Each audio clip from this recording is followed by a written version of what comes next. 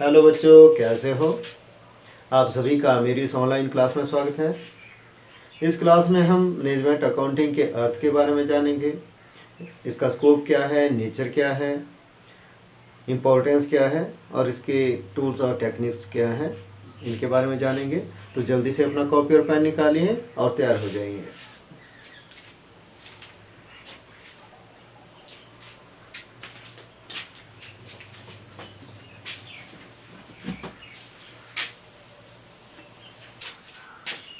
Management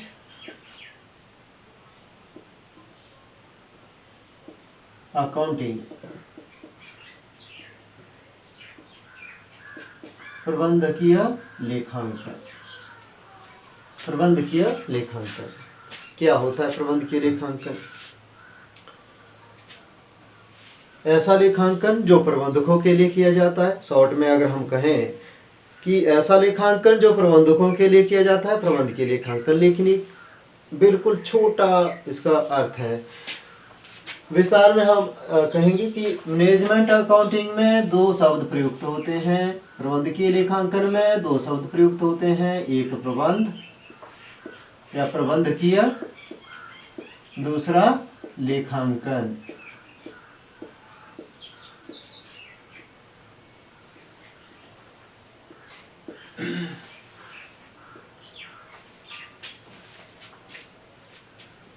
अब देखिए, जब हम इसका अर्थ लिखेंगे तो अर्थ बनेगा कि वित्तीय लेखांकन, लागत लेखांकन, कर इत्यादि लेखांकन से प्राप्त सूचनाओं को एकत्रित करके, विश्लेषित करके उनको उच्च प्रबंधकों को निर्णय लेने के लिए प्रस्तुत करना ही प्रबंधकीय लेखांकन है।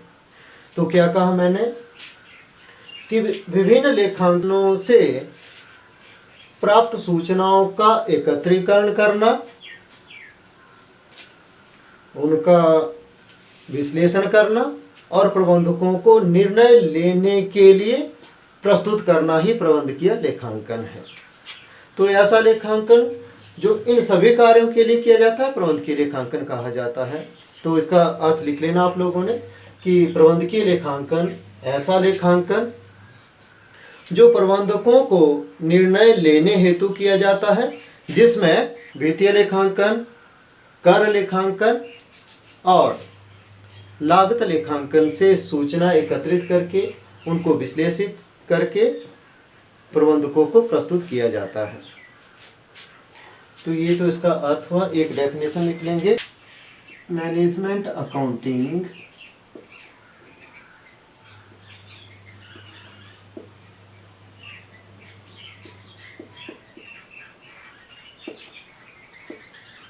is concerned with accounting information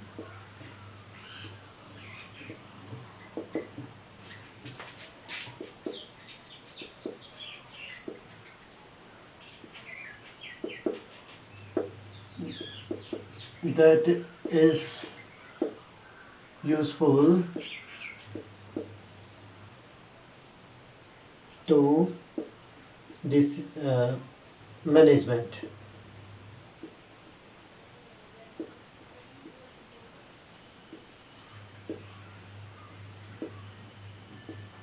ये डेफिनेशन दी हुई है R.N. एंथोनी।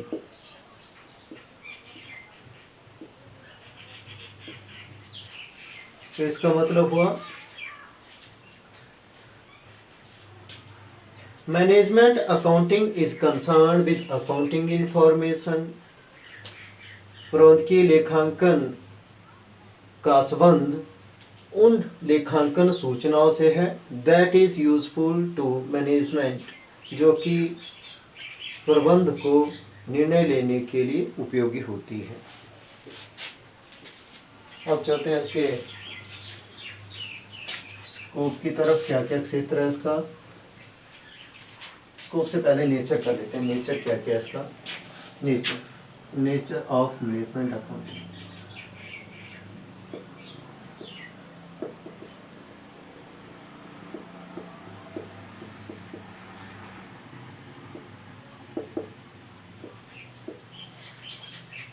क्या क्या शख्स इसका नेचर है, प्रकृति क्या है इसकी। देखिए सबसे पहले तो हम इसमें यही कहेंगे कि जो प्रबंधकीय लेखांकन है वो मैनेजमेंट ओरिएंटेड होता है। मैनेजमेंट ओरिएंटेड अर्थात प्रबंधकों को अपने हिसाब से सूचना चाहिए होती हैं। अर्थात हम ये कह सकते हैं कि प्रबंधकों को निर्णय लेने हेतु विभिन्न प्रकार की जो सूचनाओं की आवश्यकता पड़ती है वे प्रबंधकों के अनुसार ही होती हैं। प्रबंधक अपने हिसाब से सूचना चाहता है और ये जो सूचनाएं हैं ये वित्त लेखांकन, कर लेखांकन, मैंने कहा इन लेखांकनों से एकत्रित की जाती है और प्रबंधकों को उनकी इच्छा अनुसार प्रस्तुत की जाती है। जिस प्रकार का उनको निर्णय लेना होता है उसी आधार पर उनको सूचनाएं प्रेषित की जाती है। दूसरा, नो सेट फॉर्मेट।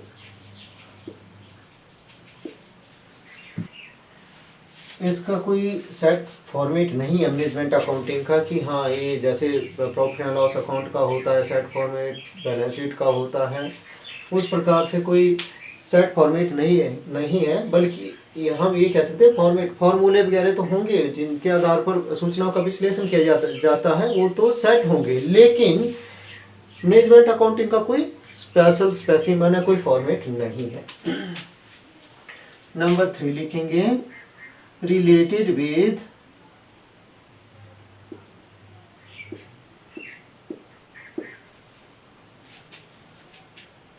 modified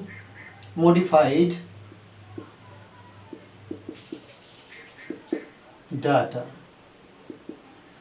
ये जो मैनेजमेंट अकाउंटिंग है ये मॉडिफाइंग डाटा, मॉडिफाइंग मीन्स कहाँ से, ये जो मॉडिफाइंग का मतलब है फाइनेंशियल अकाउंटिंग से, कॉस्ट अकाउंटिंग से, टैक्स अकाउंटिंग से, या हम कह सकते हैं मटेरियल कंट्रोल से, जो जहाँ जो व्यवसाय के जितने भी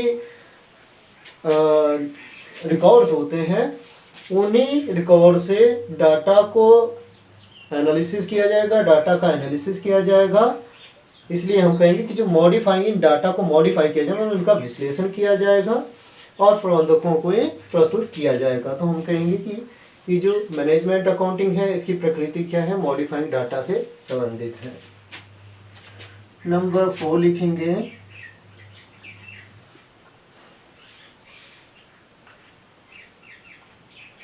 इट प्रोवाइड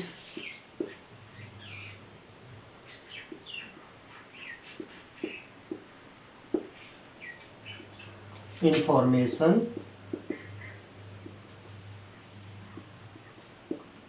but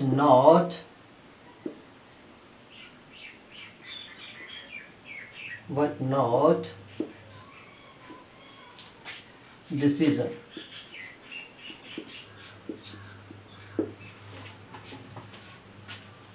जो प्रबंधकीय लेखांकन है ये प्रबंधकों के लिए केवल सूचना इंफॉर्मेशन प्रदान करता है, ना कि कोई डिसीजन, बल्कि इन सूचनाओं के आधार पर प्रबंधक डिसीजन लेते हैं। नेक्स्ट लिखेंगे एम्फेसिस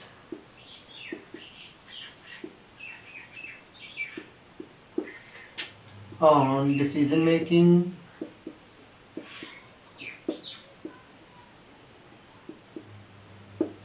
फॉर फ्यूचर।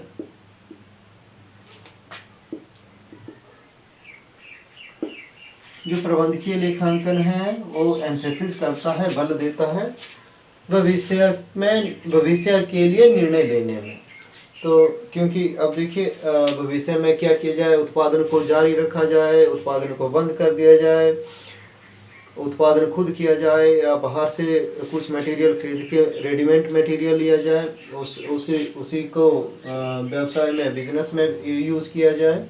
तो ऐसे बहुत से डिसीजन होते हैं जो कि फ्यूचर के लिए लेने होते हैं और ये ऐतिहासिक लागतों के ऊपर, जैसे मैंने कहा मॉडिफाइंग डाटा के ऊपर इनका जो निर्णय है वो लिए जाते हैं। नेक्स्ट है इट प्रोवाइड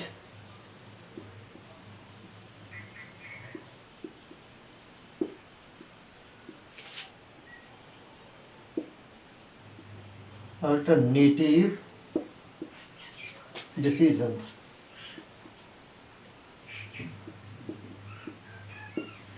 जो प्रबंधकीय लेखांकन है, जो प्रबंधकीय लेखांकन में कार्य किया जाता है, उस कार्य के बाद ये प्रबंधकों के लिए वैकल्पिक निर्णय प्रस्तुत करता है, जिन निर्णयों के आधार पर प्रबंधक एक अच्छे विकल्प को चुनते हैं। कहने का अभिप्राय है कि जो प्रबंधकीय लेखांकन है वो विभिन्न विकल्प उपलब्ध कराता है प्रबंधकों के लिए। तो प्रबंधकीय लेखांकन क्या करता है, प्रबंधकों को विभिन्न प्रकार के विकल्प निर्णय लेने हेतु प्रदान करता है। इसी प्रकार से नेक्स्ट है मैनेजमेंट अकाउंटिंग।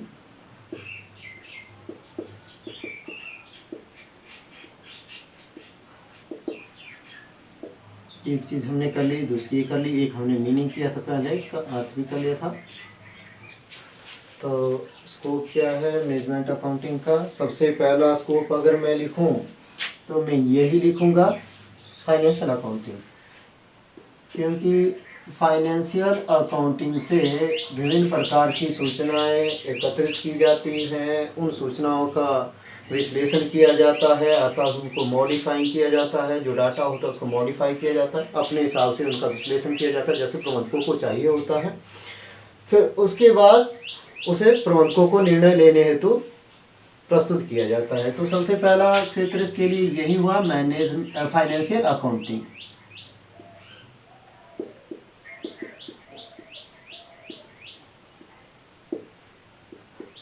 नेक्स्ट है कॉस्ट अकाउंटिंग।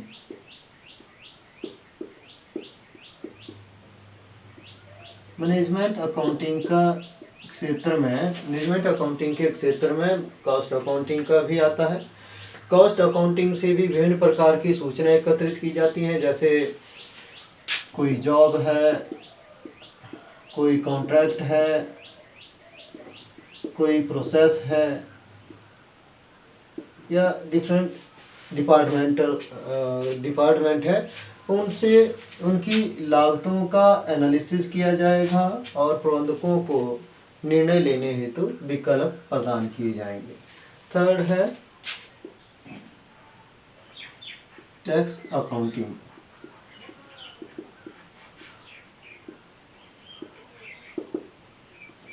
देखिए ये एक वैधानिक एस्पेक्ट्स है व्यवसाय के लिए। टैक्स का भुगतान ना करना मतलब इलीगल व्यवसाय करना, टैक्स की चोरी करना इलीगल व्यवसाय करना।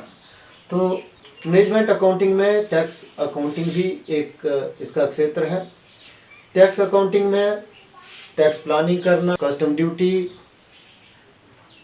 समय पर रिटर्न फाइल करना, जीएसटी वगैरह उसकी कैलकुलेशन करना, उसकी पेमेंट करना, टैक्स की कैलकुलेशन करना, ये सारी बातें टैक्स अकाउंटिंग में आती हैं।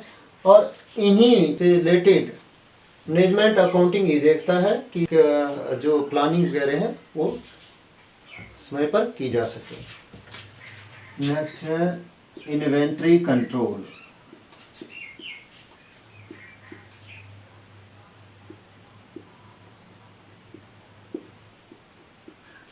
सामग्री नियंत्रण व्यवसाय के लिए बड़ा ही इम्पोर्टेंट एस्पेक्ट है इन्वेंट्री कंट्रोल।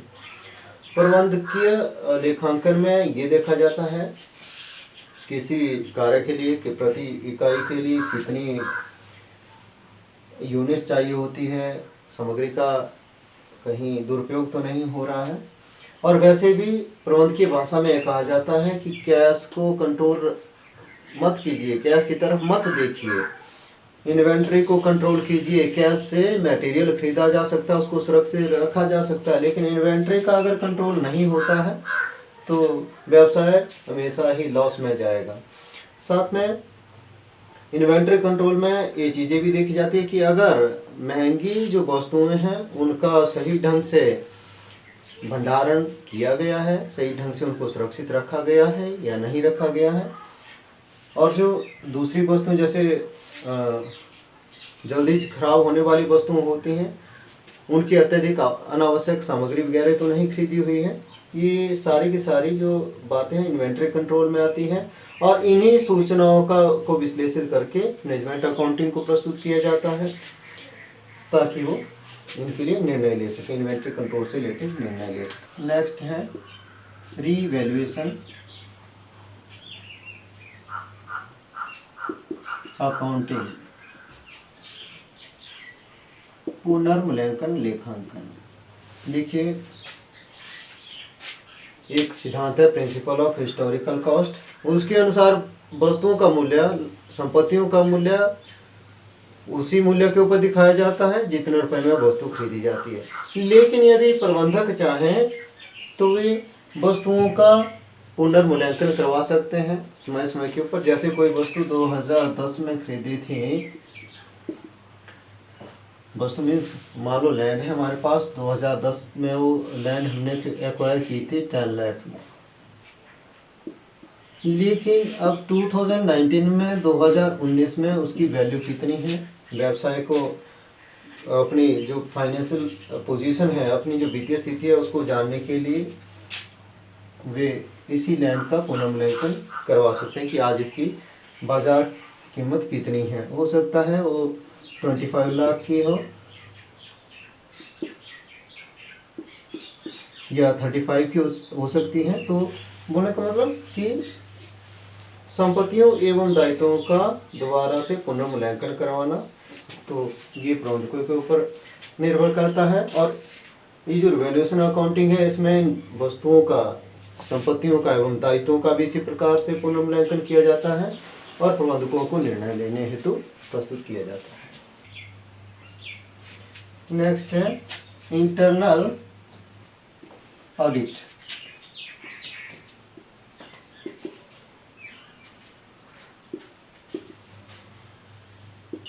आंतरिक अंकेक्षण में व्यवसाय में, कंपनी में, संस्था में, जो व्यावसायिक संस्था उसमें संस्था के ही कर्मचारियों द्वारा, एक विभाग के कर्मचारियों द्वारा दूसरे विभाग के कर्मचारियों के बनाए हुए खातों का निरीक्षण किया जाता है, लेखों का निरीक्षण किया जाता है ताकि अशुद्धियों एवं गबनों का पता चल सके और इनका जो प्रतिवेदन है, इनकी जो रिपोर्ट्स है वो मैनेजमेंट को प्रस्तुत की जाती है। तो मैनेजमेंट अकाउंटिंग में ये इसका इंटरनल ऑडिट भी इसका एक क्षेत्र है। नेक्स्ट है रिपोर्टिंग।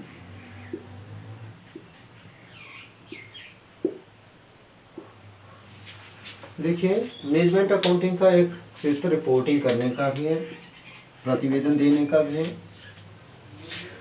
रिपोर्टिंग में जो मैनेजमेंट अकाउंटिंग का जो स्टाफ होता है वो क्या करता है, विभिन्न विभागों से, विभिन्न लेखों से, विभिन्न लेखांकनों से सूचना एकत्रित करेगा, उन सूचनाओं को एनालिसिस करेगा और रिपोर्टिंग के तौर पर मैनेजमेंट को निर्णय लेने हेतु प्रस्तुत करेगा। तो ये इसके क्षेत्र थे मैनेजमेंट अकाउंटिंग की। जो टूल्स और टेक्निक्स हैं, टूल्स एंड टेक्निक्स सेम इसी तरह से financial accounting, cost accounting, tax accounting और inventory control, internal audit, revaluation, ये सारी की सारी टूल्स और टेक्निक्स में आ जाती हैं। रिपोर्टिंग भी इसी में आ जाती है। तो टूल्स और techniques same scope of management की तरह ही है। अब करेंगे हम importance of management accounting.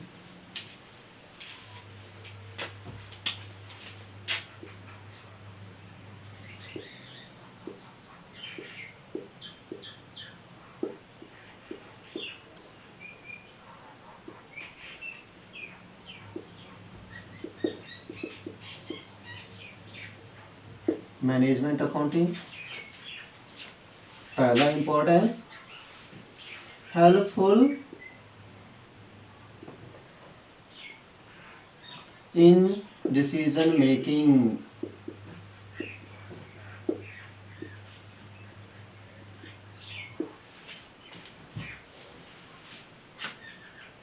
Number 2,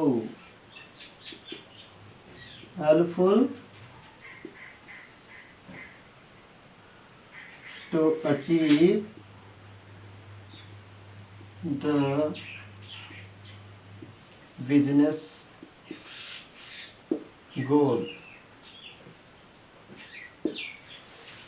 पहला मैंने बोला हेल्पफुल इन डिसीजन मेकिंग, निर्णय लेने में हेल्पफुल है, सहायक है। मैनेजमेंट अकाउंटिंग प्रबंधकों को सूचनाएं प्रस्तुत करता है, सूचनाओं का विश्लेषण करता है, उनका विश्लेषित सूचनाओं को प्रबंधकों को निर्णय लेने हेतु प्रस्तुत करता है, जिसमें विभिन्न विकल्प उनके लिए प्रस्तुत हो जाते हैं निर्णय लेने के लिए प्रबंधकों को।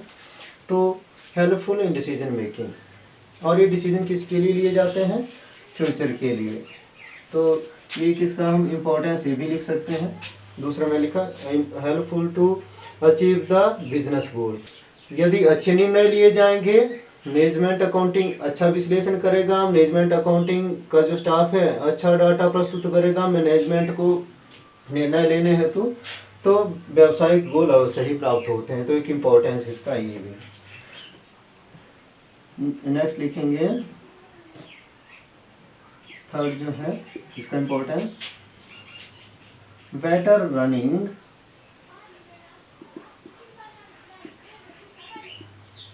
Of business activities.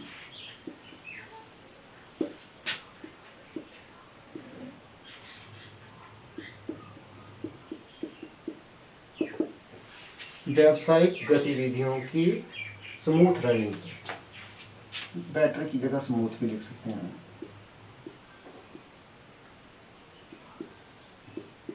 Smooth running of business activities. Management accounting सही ढंग से कार्य करेगा, सही सूचना प्रस्तुत करेगा, तो जो प्रबंधक होते हैं वो व्यवसाय के लिए अच्छे निर्णय लेंगे, अच्छी पॉलिसीज बनाएंगे, अच्छी नीतियां बनाएंगे, जिन नीतियों के कारण ही स्मूथ रनिंग होगी। व्यवसायिक जो गतिविधियां हैं, व्यवसाय में प्रतिदिन की जो विधियां होती हैं, एक्टिविटीज़ होती हैं, वो स्मूथली चलेंगी।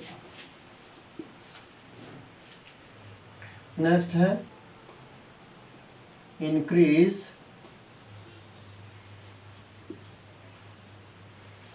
एफिशिएंसी।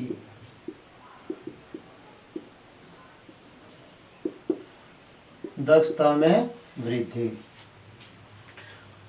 मैनेजमेंट अकाउंटिंग के आधार पर सही सूचनाएं, सही विश्लेषण प्रबंधकों को दिया जाएगा, वे सही निर्णय लेंगे और प्रत्येक व्यक्ति को सही कार्य प्रदान करेंगे, अर्थात सही कार्य के लिए सही व्यक्ति का भी चयन होगा, सही नीतियां बनाई जाएगी, प्रत्येक व्यक्ति को, प्रत्येक विभाग को टारगेट प्रदान किए जाएंगे, टारगेट सेट किए जाएंगे, जिन्हें वे समय पर प्राप्त करने की कोशिश करेंगे, जिनसे दक्षता में वृद्धि होगी, एफिशिएंसी में वृद्धि होगी।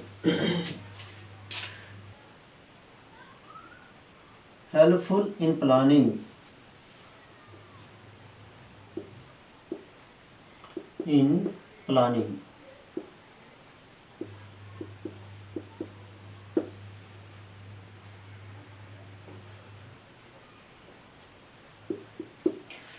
निर्णय लेने में सहायक।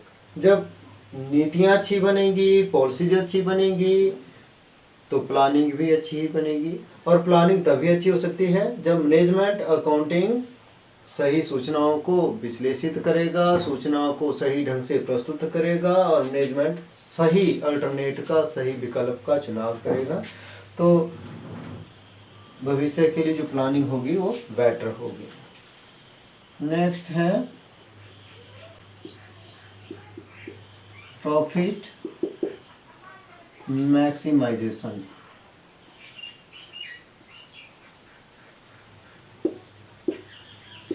लाभ अधिकतीकरण, लाभ को बढ़ाना। प्रॉफिट कैसे बढ़ेगा? व्यक्ति एफिशिएंसी से कार्य करेंगे, डिसीजन अच्छे होंगे, स्मूथ रनिंग होगी तो और प्लानिंग सही होगी तो लाभ तो ऑटोमेटिकली बढ़ेगा ही बढ़ेगा, प्रॉफिट मैक्सिमाइजेशन होगा ही होगा। पर इसके लिए ज़रूरी वही एस्पेक्ट है कि जो मैनेजमेंट अकाउंटिंग है वो सही सूचनाएं सही समय पर प्रबंधकों को सही ढंग से विश्लेषित करके प्रस्तुत करें। नेक्स्ट है हेल्पफुल इन ऑर्गेनाइजिंग। प्रबंधकों का संगठन के लिए जो मुख्य कार्य होता है, संगठन की रनिंग को सही ढंग से चलाने के लिए कि प्रत्येक व्यक्ति का कार्य निश्चित किया जाए, प्रत्येक विभाग का टारगेट सेट किया जाए, प्रत्येक विभाग के कार्य की सारणी प्रस्तुत की जाए, उस सारणी के मुताबिक किस व्यक्ति से आदेश लेने हैं, किस व्यक्ति के प्रति जवाबदेही अपनी प्रस्तुत करनी है, अर्थात अधिकार एवं उत्तरदायित्व स्पष्ट किए जाते हैं। कौन किससे आदेश लेगा, किसको प्रतिवेदन देगा, किसको रिपोर्टिंग करेगा। ये सारे जो संगठनात्मक संबंध होते हैं वे मैनेजमेंट अकाउंटिंग के से प्राप्त सूचनाओं के आधार पर प्रबंधक निर्णय लेते हैं। इसी के आधार पर संगठन के लिए ये सारा स्ट्रक्चर तैयार किया जाता है। तो संगठन को स्मूथली चलाने के लिए मैनेजमेंट अकाउंटिंग एक जरूरी एस्पेक्ट है। और यदि मैनेजमेंट अकाउंटिंग का कार्य सही ढंग से किया जाए तो जो संगठन है उसको सही ढंग से चलाया जा सकता है। इसी प्रकार से नेक्स्ट है helpful in budgetary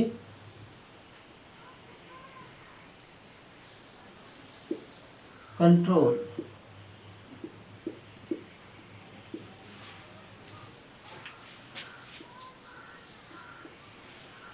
management accounting के द्वारा प्रबंधकों को सही सूचनाएं सही समय पर सही ढंग से प्रस्तुत की जाती हैं, विश्लेषित करके प्रस्तुत की जाती हैं, जिनके आधार पर प्रबंधक भविष्य के लिए बजट तैयार करते हैं और उस बजट को लागू करने में भी प्रबंधकों को ये मैनेजमेंट अकाउंटिंग एक सहायता प्रदान करता है। तो